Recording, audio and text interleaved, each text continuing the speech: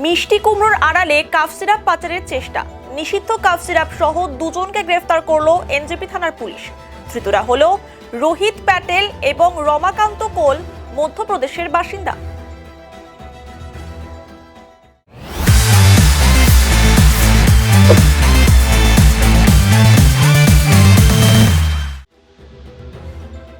সোমবার রাতে গোপন সূত্রের খবরের ভিত্তিতে এসটিএফ এবং এনজেপি থানার পুলিশ ফুলবাড়ি এলাকায় অভিযান চালিয়ে একটি লরি আটক করে।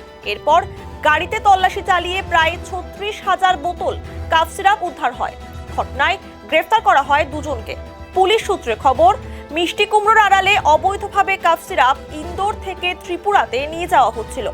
মঙ্গলবার ধৃতদের জলপাইগুড়ি আদালতে পাঠানো হয়।